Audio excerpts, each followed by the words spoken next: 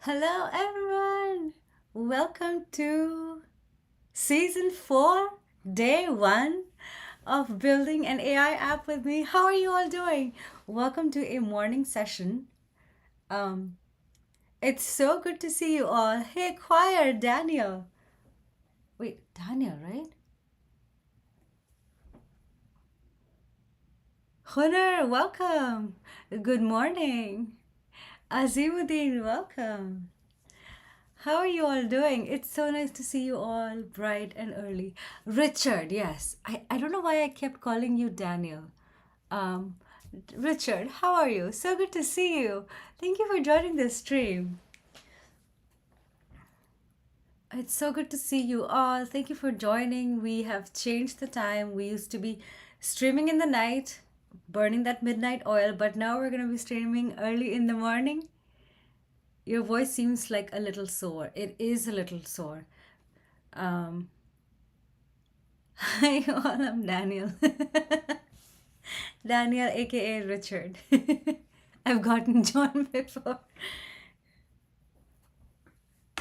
I was confused between either it's Daniel or Richard. By the way, you guys, Choir is somebody I met at React Epic WebConf just 2 weeks ago. So it's so good to see you in the chat. I'm going to quickly introduce these live streams and tell you what this is about. This is a Building an AI series with me. Um, we have been doing this since January 1st, and this is season 4. Oh my God, I cannot believe we've been going on for 4 seasons. And this season, it's going to be a little bit different. We're going to start off with wrapping up the AI agentic app that we have been building. If you've been following me on season 3, you know that we've been building AI agents. In season 1, we actually built an AI app with LangChain. In season 2, we added a little bit of CSS and made it a little pretty, added Handstack router. And in season 3, we added an agent to it. I guess my voice is sore today. But in this season, we're gonna take the agent that we had built and wrap it up because we didn't get to finish it in season 3. We're gonna wrap it up, and towards the end of the season, we're gonna do something different. We're gonna take a pause on the AI stuff and maybe do something different.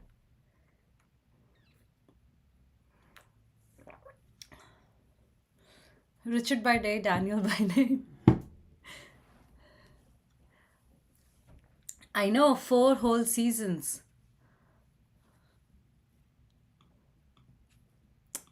Okay, before we get started, I always ask, is this your first live stream or are you a uh, seasoned tribe member? So, um, is this your first live stream? Then say first, or if you've been around for a long time, say I'm seasoned.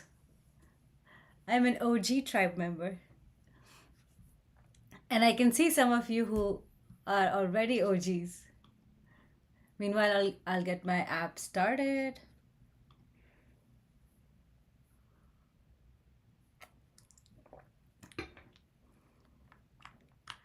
I also want to remind everybody of our code of conduct. While participating in the chat, you agree to abide by our rules, which is to be respectful and mindful of each other. This is a no harassment place, and no form of bullying, in any form would be acceptable. You will be banned from the chat either on a short-term timeout or completely from the channel. So please abide by and be respectful at all times. First time Hunter, always a first time. Daniel. Oh, why do I keep calling you Daniel? Richard. You're a newbie. Yay, welcome. You mean Jack Daniels?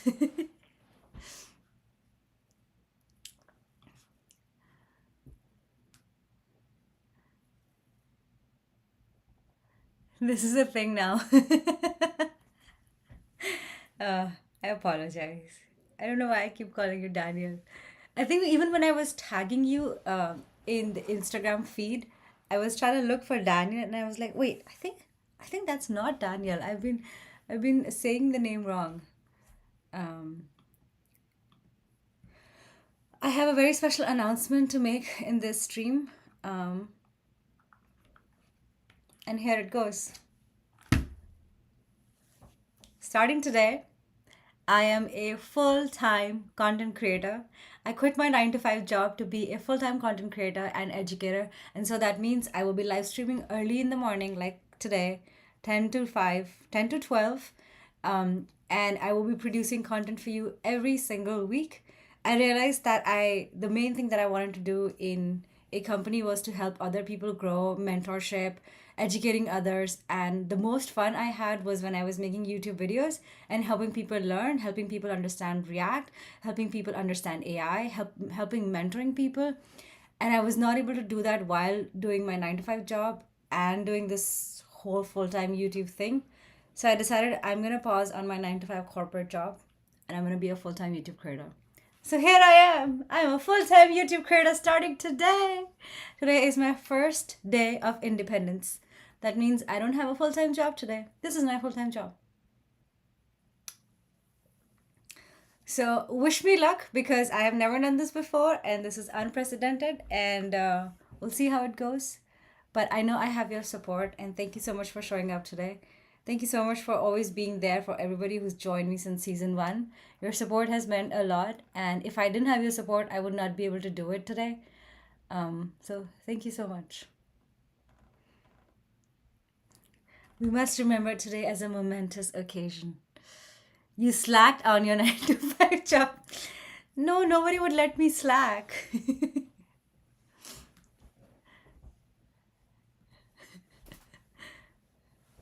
Oh, thank you, folks. Thank you so much for the encouragement.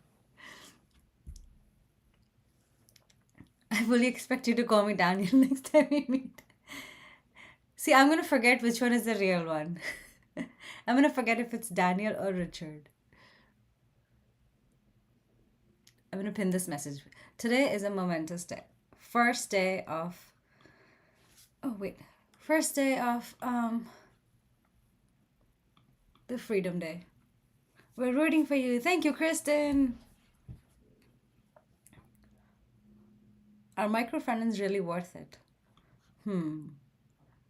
I have worked at companies where we've had microfinance and it has worked really well. So I would say it depends on the organization structure that you have. And in that company, it worked really well because we had a lot of separation between teams. And so you would own your front end, you would own your back end, you would own the APIs, you kind of own the entire layer. And so it made a lot of sense in those companies. Now, of course, it won't make sense if you want to like bring everything down and just convert everything to microfinance. So it depends on what you're doing, of course, but they can be successful in a lot of companies. Raj, welcome. Should the full time content creator debut day? Yes. You know what? I'm going to take a screenshot of this. Debut day 4/7/2025. Okay, let's get started. Here's what we are building today. I am gonna switch my screen.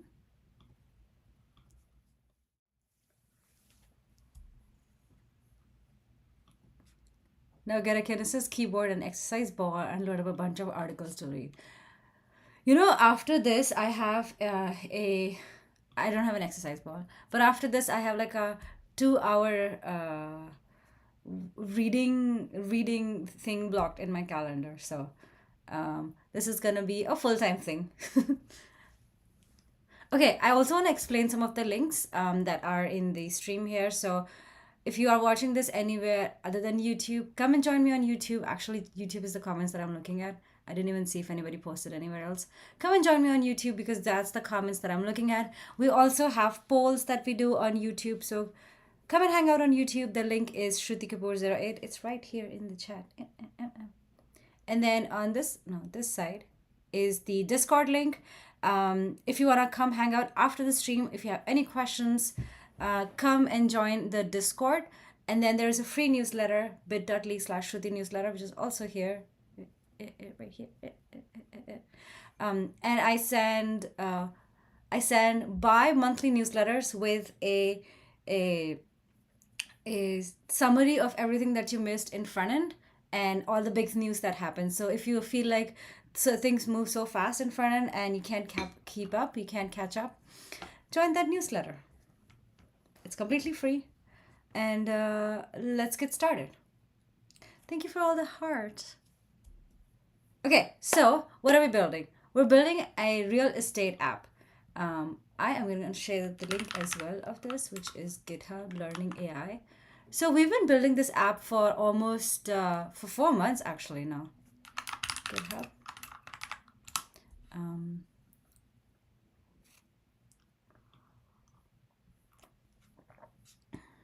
I'm going to quit my Discord so I can focus on this.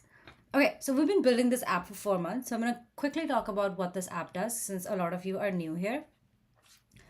Basically, we've been wanting to build a better real estate search platform. If you've been in like US or Canada, you know this site that we use a lot, which is Zillow.com. This is cool. Like what you can do here is it has a lot of properties, but what you can do is you have to write the address of a house by its address or by neighborhood. And that's not exactly how we like look for properties, right? We want to look for properties saying like, well, I'm looking for like a, let's say if you're looking for something for a rent, you could say something like, I'm looking for a 3-bedroom apartment in downtown Seattle. um, this app is specifically for Seattle, but it can be easily extended to other cities. But you could say I'm looking for a 3-bedroom apartment downtown Seattle, in a fun neighborhood, however you define fun, with proximity to bars and restaurants. Okay, a little bit of CSS bug, but you get the idea. Okay, and then if when I hit enter, I want to be able to see properties that match that recommendation or match that like requirement that I wrote. So if you parse this, wait, did I kill my site? Right, there we go. So if we parse this, I'm going to try an example search. What we want to send over is we're looking for a 3-bedroom apartment in Seattle, and then we haven't given a starting range yet, but we are saying in a fun neighborhood, and with proximity to restaurants. Right now, we're not actually giving it some like a criteria like, well, it needs to be in like this mile radius and like this is the zip code. So AI needs to be able to take this sentence, this English language sentence, and convert this into JSON so it can understand what to send it to, what parameters to send to a real estate app or a real estate API. We're actually using Zillow as well to like look for houses in that area, but we need to be able to define exactly where. So we want to give like a zip code here. So that's what we're doing. We're making it easier for people to search for houses and apartments by taking care of heavy lifting of like writing in parameters, writing in filter properties, like writing in filter ranges, things like that. Over the last 3 months, we have actually built this recommendation engine. We've actually built this like a parsing engine that takes in an English language sentence, converts it into JSON, sends it over to the API, Zillow API, gets that data back, and then populate that within the page. We've also built a recommendation engine so that when you click for, I think I've broken my app right now, but when I hit search, it actually shows some properties. And then if you hit like a thumbs up or thumbs down, it then gives you a recommendation of other properties that are similar to that property, right? Because the chances are when you're looking for like a house or an apartment, you are looking for places that are similar to that. So if you like something with like a nice view, you could like that, thumbs up that, and then AI understands that these are the characteristics of that apartment that you like. And so we're going to show you more properties like that. In this season and in season 3, what we have been doing is we are starting to give it more and more like subjective statements, like a fun neighborhood. What does a fun neighborhood mean? We don't know, right? But proximity to restaurants, that is something that is very it's easy for AI to understand, like proximity to restaurants, but it's not as easy as calling an API. right? Because our Zillow API doesn't give us that. So we need to be able to figure out where are we looking for an apartment and then do a Google search of the restaurants that are around it. And that's what an agent can do for us. Now, if you don't know what an agent is, I actually built a video for that, which I'm going to share here. AI agents.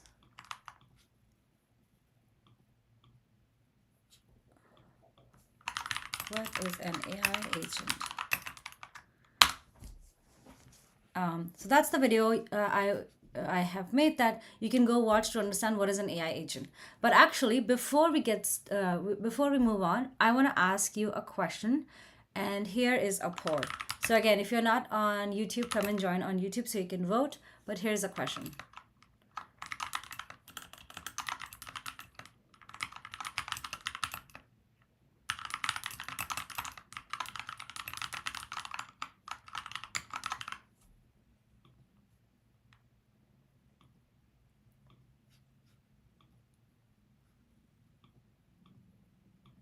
Okay, here's the question for you. It's loading up in the chat right now. Have you heard of AI agents before? Yes, no, and you just need to click the vote on whether you've heard of AI agents, you haven't heard of AI agents. Danny, welcome. So good to see you. See, I promised you we'll be live streaming early in the morning, and here we are.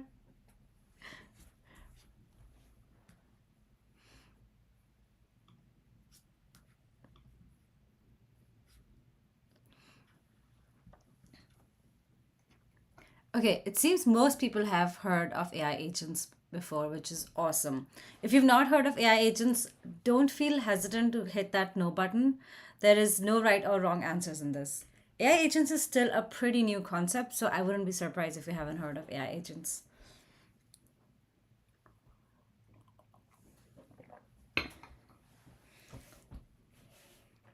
It's my lunch break, and as I'm eating, I had to pop in. Ah, thanks, Danny. I appreciate you.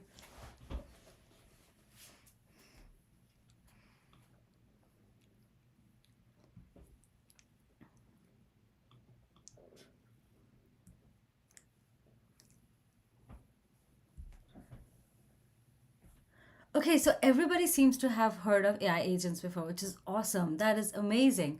You guys are all so well informed. This is awesome. So, if you have heard of AI agents before, you would know that tooling is one of the biggest things of AI agents. Um, so, what tools help you do is that, actually, let me give like 2 more minutes for the votes just to see if anybody has not heard of AI agents and how much detail I should go in.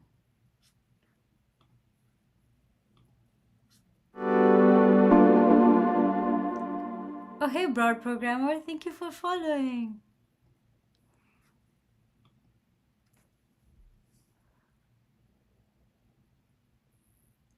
I think many have heard of them, the term AI agents, and big struggle with many is and understand the broad idea. But the big struggle with many is actually making one. Yeah.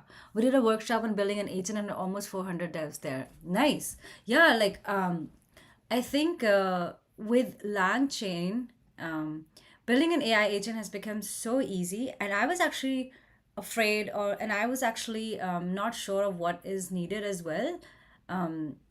So I can totally understand building an AI agent can seem daunting, but I'll show you in the code how easy it is. It is if you have the right kind of platform, if you have the right framework, which we are using LangChain or Langform, LangGraph, it makes it a lot easier to build an AI agent. However, the biggest thing I feel like the question is what are you gonna use AI agents for? One of the biggest characteristics of AI agent are tools. And so how are you gonna use tools in this section? That's what we're gonna talk about. So it seems most people know about AI agents, which is awesome. I'm not gonna go into the detail, but in case you haven't heard of AI agents, you can go watch that video. It'll explain everything that we're doing. So, like I said, like proximity to restaurants is something that's very subjective. It's not something that's easy to find. It's not something that is easy to calculate, right? Just from the English language sentence, just by parsing. So what we're gonna do is we're gonna build a tool that takes care of where in the area you're looking for, what is the address of that property, and what is its proximity to restaurant score. So is it like walking distance to a restaurant, to really good restaurants, or is it kind of like a driving distance? So how do we know that? We know that through the walk score, but also by doing a Google search. Now there's two things we can do. Here it says looking for a three-bedroom apartment in Seattle in a fun neighborhood. Fun neighborhood could be a bunch of things, right? So AI can try to understand that when somebody says fun neighborhood, they're probably looking for things to do. So try to parse the English language sentence into a thing, into a quantifiable item that the user can look for, or that the use that we can query from an API or look for Google search. That is the job of a tool.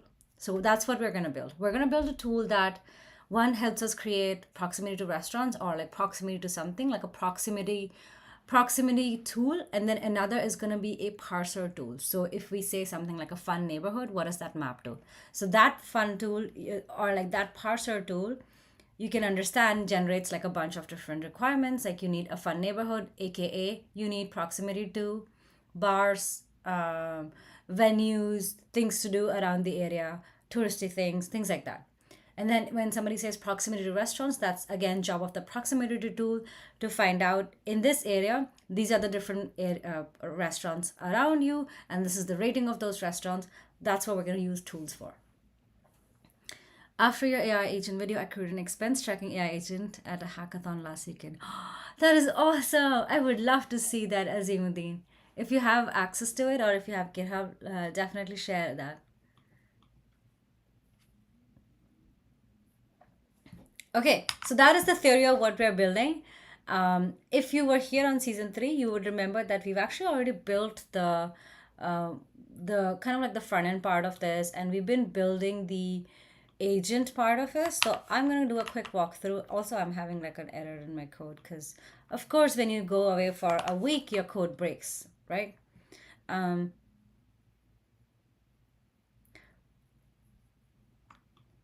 But you know what I'm going to do? I'm going to check out one of the, this is why Git is important. I'm going to check out a working, um, done. I'm going to check out one of the commits that actually works.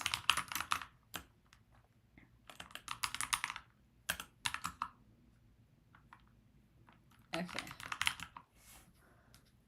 Clean slate. Let's actually come check out this one.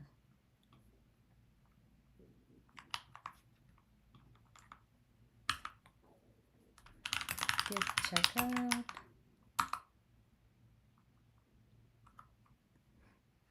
Let's see if this is actually clean slate. I'm going to give it a reload. Okay.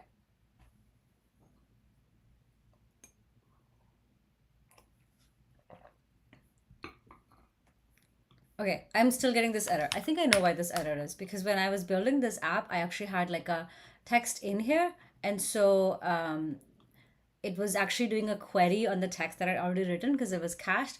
But I have a fresh start of this app now, so I don't have anything in the cache. And that's why I'm getting this issue, which is all data left.current.slice is not a function, which is the same error that I was getting before, which is fine. So let's get into it. Let's fix some errors. And let's build our AI agent.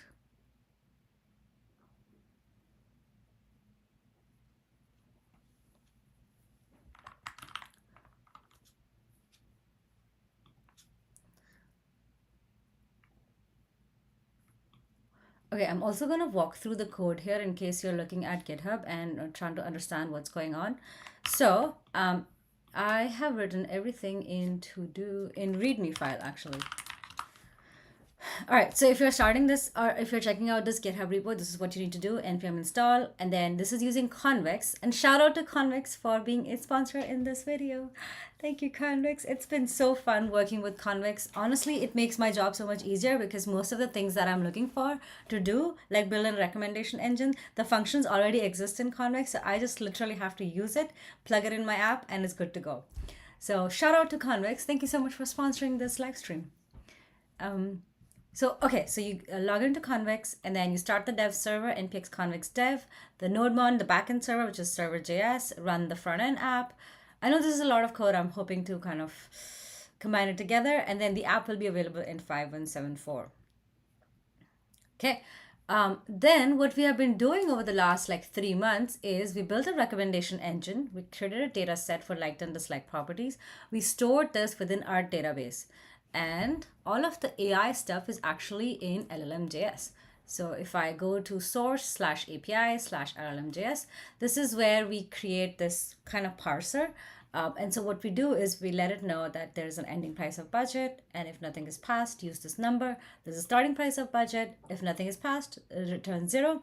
Number of bedrooms, number of bathrooms, and then any additional preferences the user has. So for example, if they say, I'm looking for a fun neighborhood, that's what it'll go in. That's what's going to go in nice to haves. If they say something like, I'm looking for proximity to restaurants, again, that's going to go in there. Hey, Namir, welcome. How are you? So good to see you again. And then, so this app is, this part of the app is going to take the English language sentence, parse it into JSON, and send it over to, send it as a response. Then the part that we created last time was actually building an agent, and I'm going to show you how easy it is.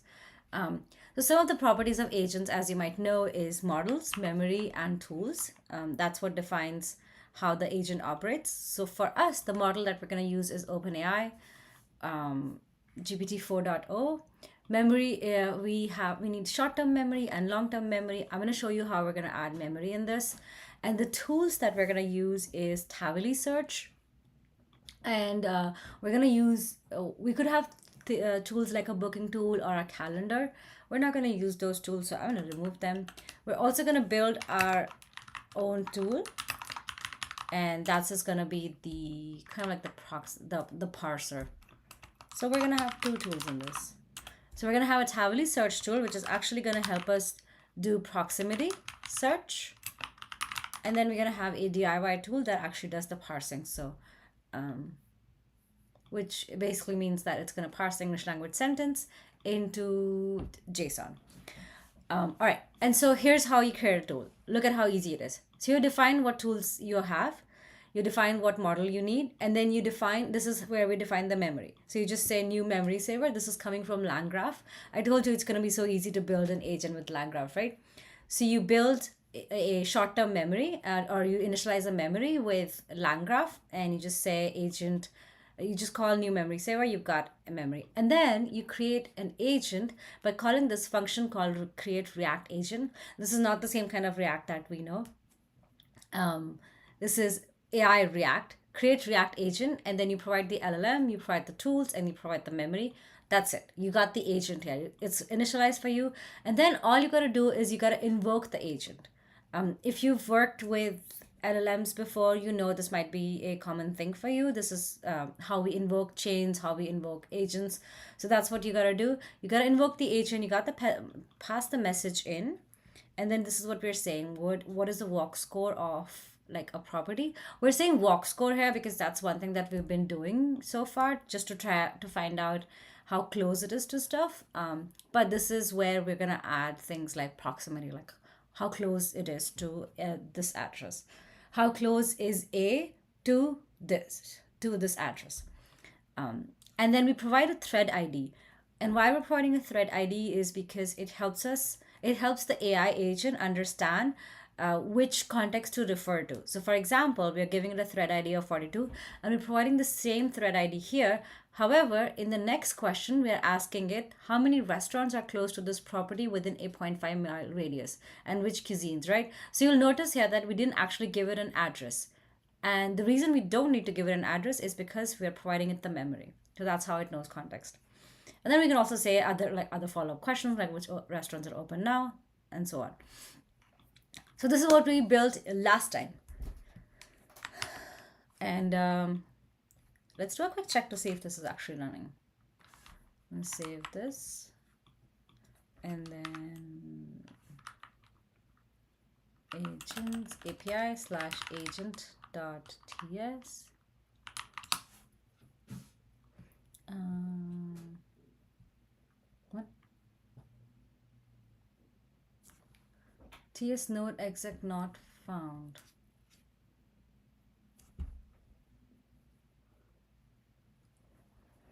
Oh,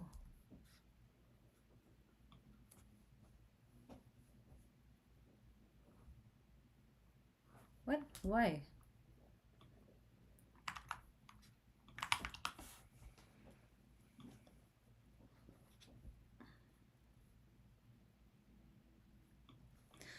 I hope I installed all of this stuff.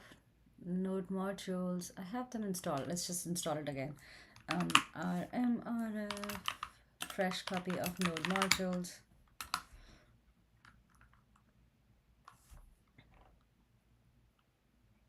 Oh, no such file or directory schema.js. Okay, I'm gonna restart everything. I think I might have moved some stuff. This is what happens when you go away for a little bit. You cannot leave your code alone.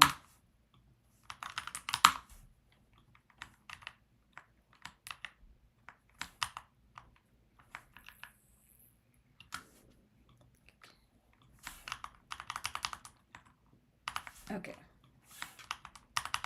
Kill everything. Alright. Let's start off. Clear. npm I.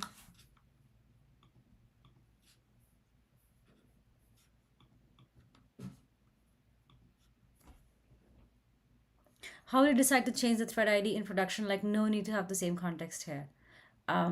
So the reason why we have created a thread ID is so that it can have context to the property address that we're looking for. So what we need to do is that if it is a new property we're looking for, or if it's a different property, that's the thread ID. That's when we create a thread ID. And then in further subsequent calls, we just pass that thread ID. So let's say that you click a property, you see like what is a proximity, things like that. That's when we create a thread ID, we pass it down. And then if you click another property, we create a new thread ID, pass that down. Good to see you as well, streaming early today. Yes, in this season, we're going to be streaming at 10 a.m. PST. We're going to be streaming early. I hate the feeling when you leave a project for a week and then you come back and feel like, did I write this code right? Like, hey, what? Who died? Okay.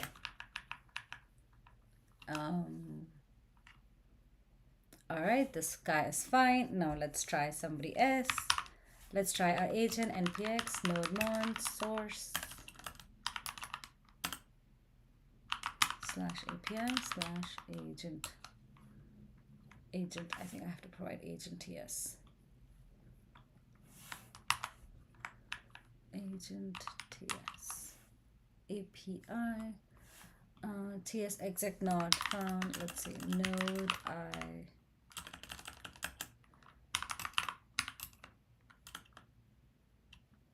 npm install dev ts exec.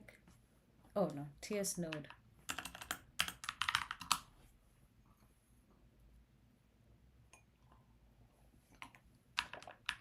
Okay.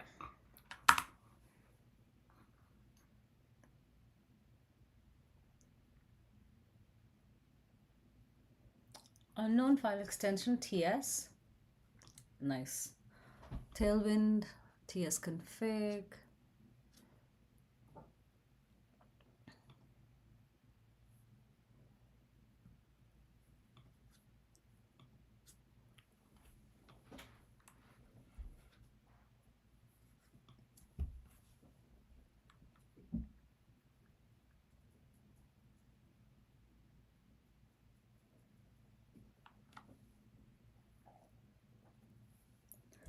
Weird. Unknown file extension for ts. How should that, why is that unknown?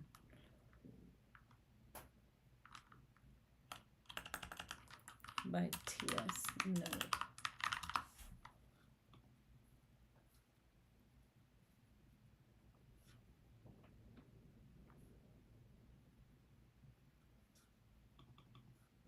Oh, tsx. npx. Oh, that's right. It's not node1, it's tsx. Okay, cool. And of course, I exceeded the current quota. Please check your plan and billing details. Thank you. Okay, but let's see, what did we get so far? We've got the property details. That's the address that we're sending in. And then it says at line, where did that happen?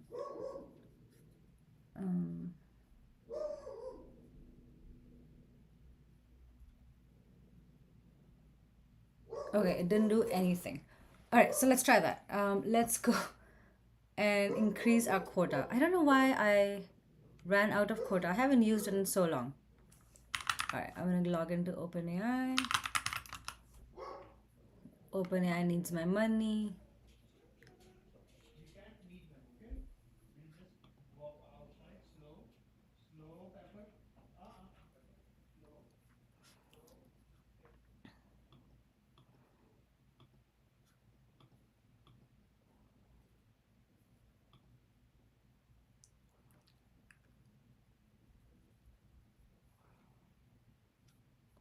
Okay, your profile,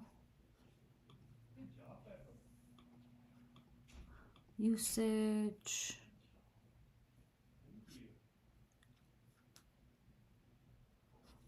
Huh, interesting. It says my usage is 0.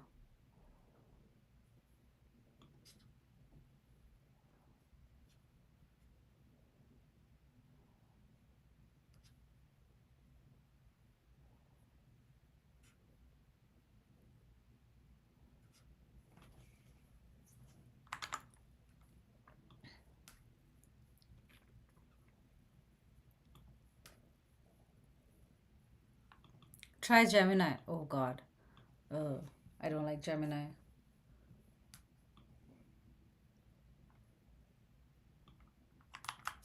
Okay, let's see what it says.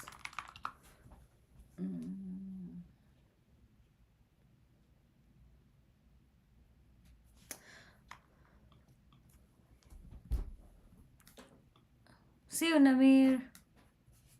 Thank you for joining us. Alrighty. You know what? I'm gonna add $1 and see if that works.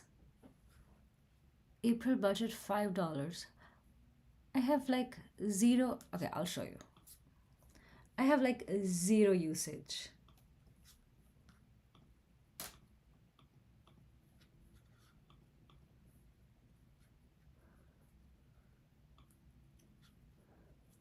See, zero usage. I have $5 and zero usage. Um,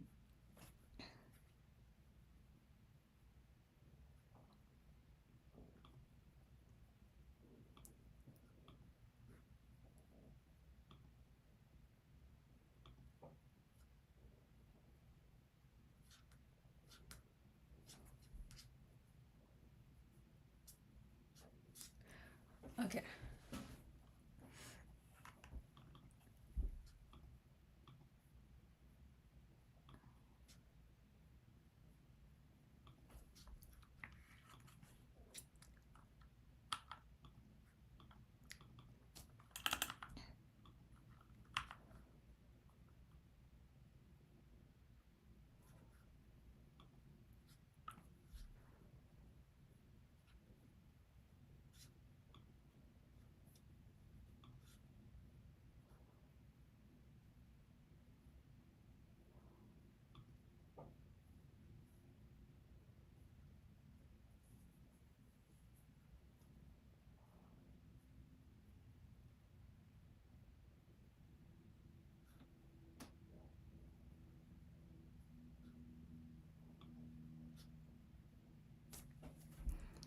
Wait a second. What? $10? It charged me $10 for no reason?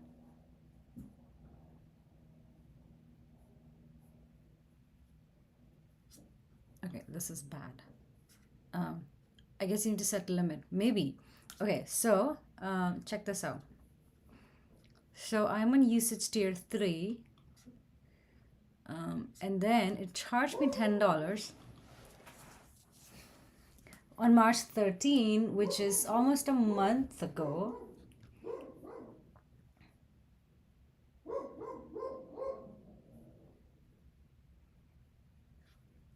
And then for GPT-4o, I have, okay, the token limits is 800,000. I don't know how many tokens I used for this last one.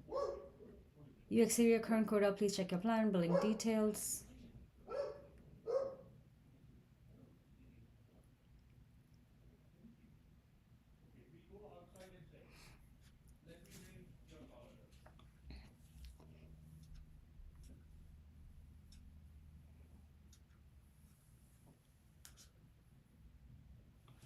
Weird.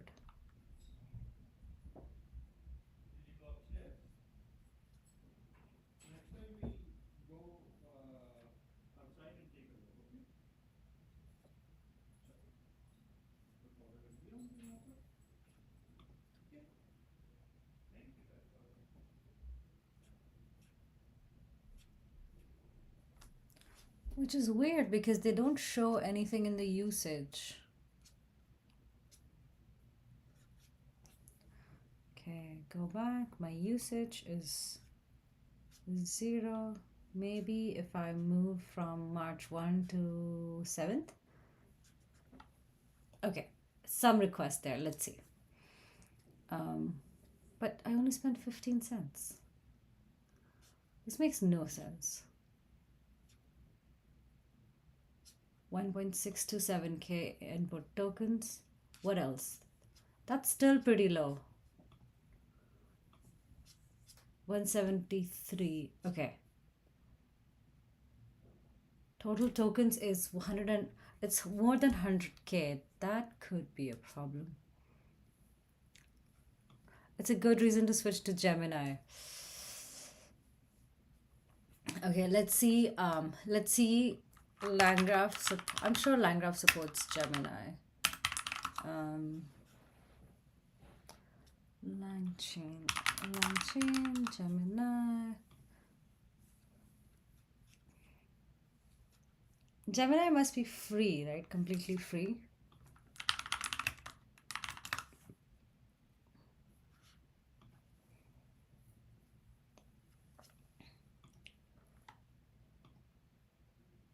Where is the...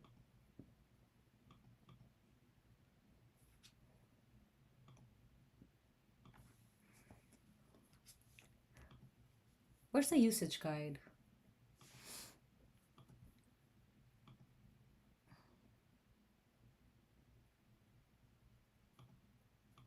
Okay.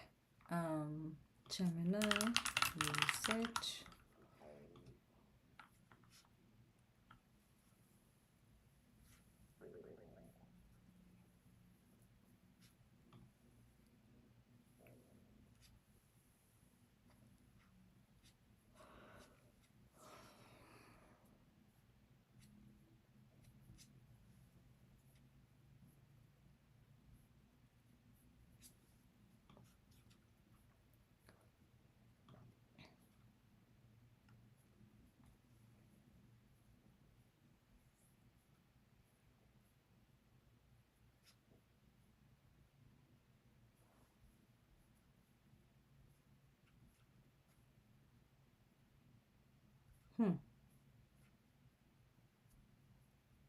Okay, let's see what tools are available.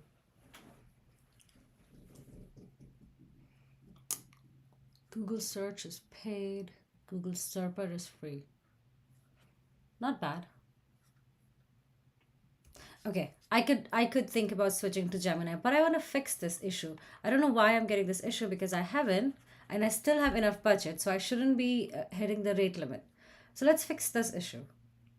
I do see that I have a lot of tokens that I've used. That could be a problem. And then in my usage, if I go and check edit budget, I still should have enough money.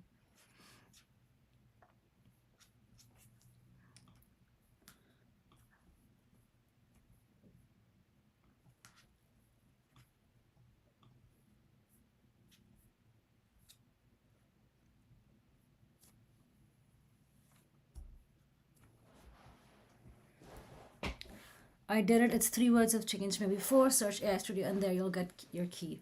Okay, Yeah, I think I'll switch to Gemini if I can't figure out why this is giving me errors, but I want to fix the errors first. I have already set this up and I haven't had enough I haven't had any like requests this month, so I shouldn't be getting into a rate limit error. So let's see what's going on.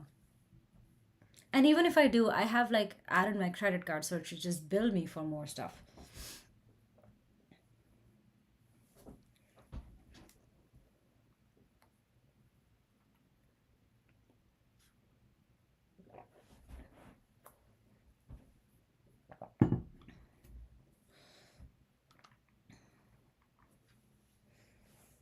Oh, if many of your incoming requests the same, utilize model response caching.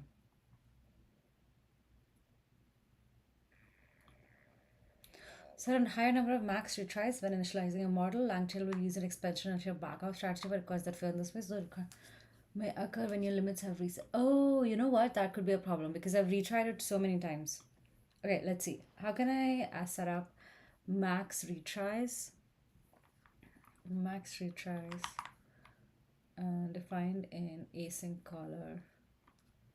This goes in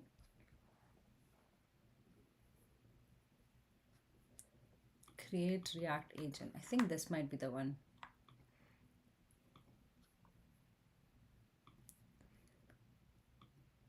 Chat OpenAI. And then chat OpenAI lets you create LC secrets. I could give it a max tokens here.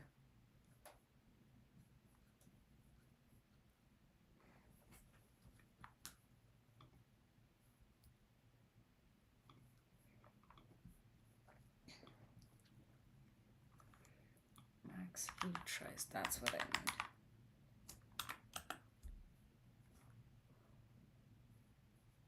Okay. Let's give it a max retries of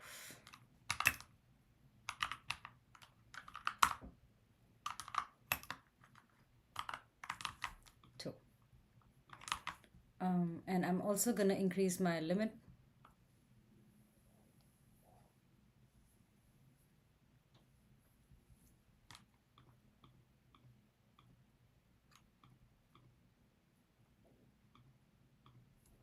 I'm also going to increase my limit just so I can go through this. I think the problem is that I've been trying this app for such a long time and I've been hitting that error for such a long time.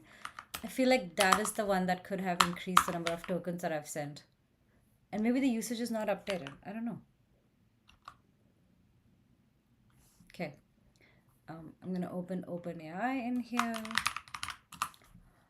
Change my, give OpenAI more money. API platform. Okay.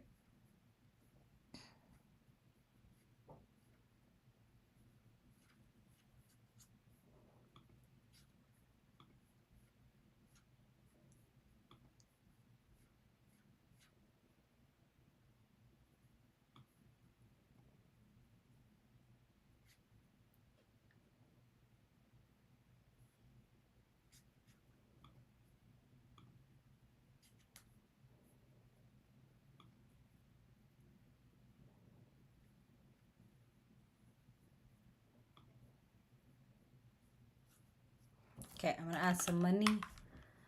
Continue, confirm. Um,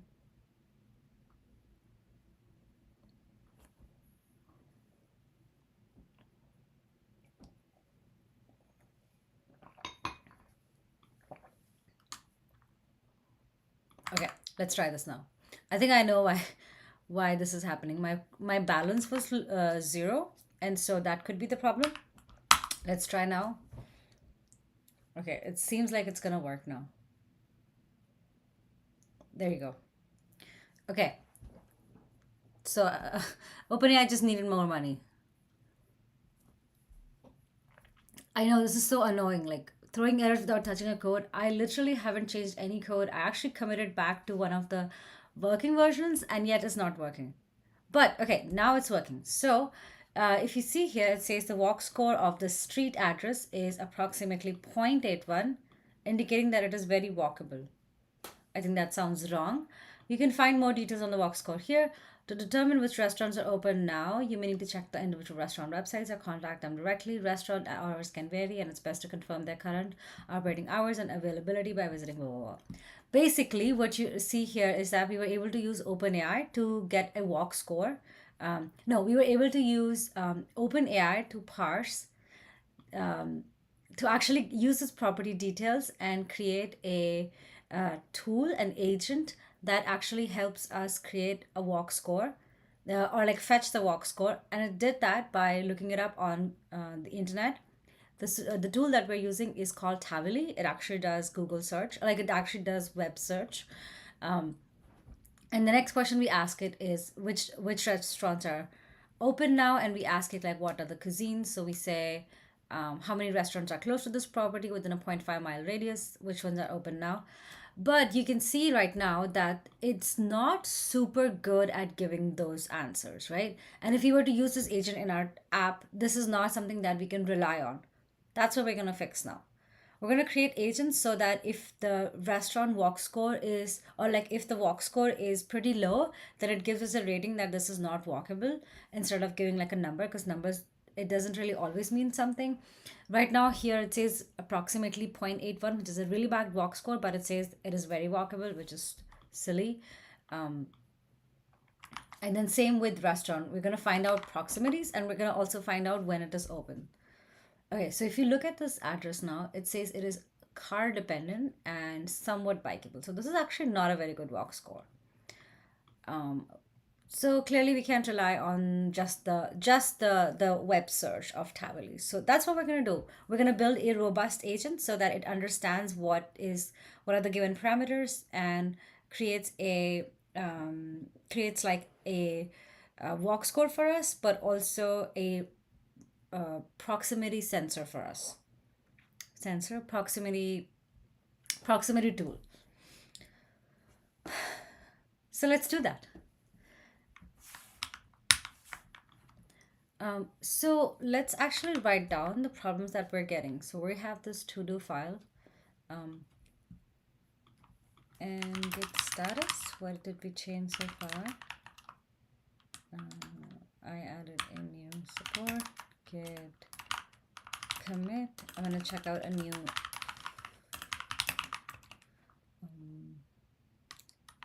season 4. Check out a new brand, season 4, and then I'm going to add everything in here. Adding working version of column and agent.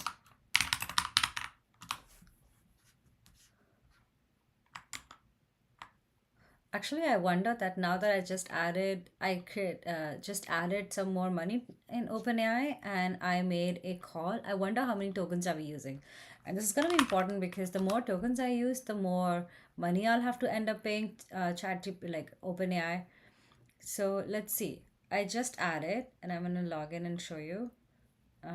I only made one request so far.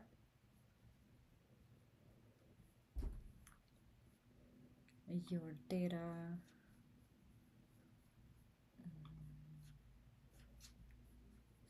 I'm gonna show you in just 1 second. Okay, usage. Okay, cool. Let me show you here. So I literally made just one request, right? And if you see the number of tokens that I've sent, it's 3591 already. And it says that I've made 5 requests already. So what that shows is that we first have to, I don't know if 3591 honestly is a lot of tokens, which is fine. But you can see that I've already made 5 requests. And I have only called it like once, unless if it's counting the failure rates that I've done, the failure that I've had as well, which it shouldn't because I've already had a limit. So something that we have to think about is what is the data that we're sending OpenAI and how many requests we are making, because the more data that we send, the more tokens we'll generate, and the more tokens we'll generate, the more money we'll spend. So that is something to keep in mind, the size of the tokens and also the number of requests you're making. I think for us, the number of requests may not be a big issue because I have a lot of Um, I have a lot of requests. I think I have like 100,000, I think.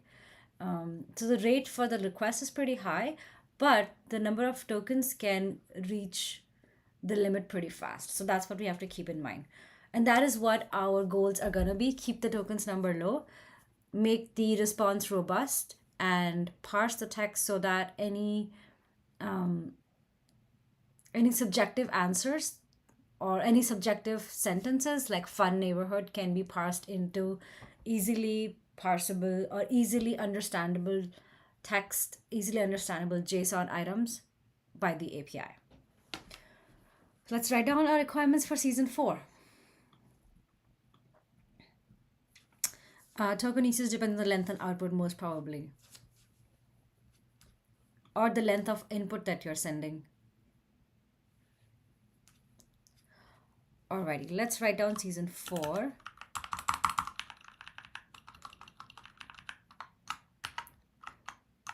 Season 4, making agents robust.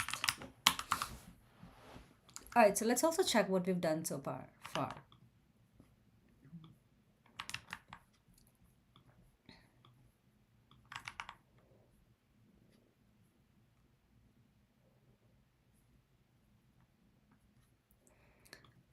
All right, so parse nice to haves and send to agent, we've done that. Agent calculates the walk score, other nice to haves, we've done that. Rate properties based on nice to haves, we haven't done that. And then UI updates, I'm gonna move that out. So this is what we have to do in this season: rate properties based on nice to haves. We're gonna do that in UI updates of our app. But the first thing we have to do is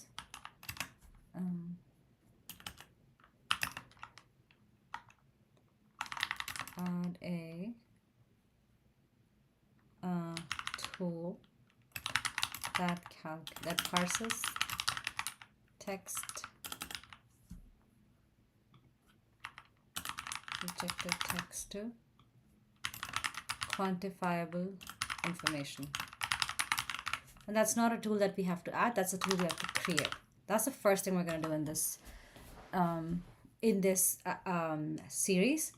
So for example, such as parse fun neighborhood to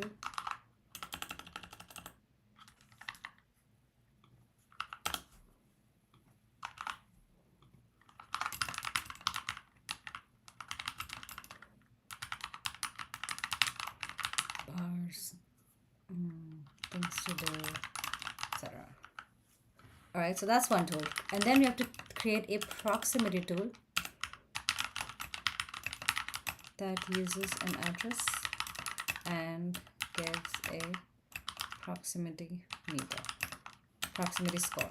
So it could be something like super close, or it could be something like very walkable, kind of like a walkability score, but like a proximity score. So such as walkability score. And this is why we've been using walk score, because walk score is something that already exists, and we just have to build a proximity tool on top of walk score. So for example, if we say, is this address close to is this like a restaurant in a nice neighborhood or in a neighborhood where you don't need car, then you can look up walkability score. But then if you say something like, I need proximity, like I need to be close to restaurants, I need to be close to bars, then we can use a proximity tool. So those are the two tools we're going to create. And then we're going to be able to parse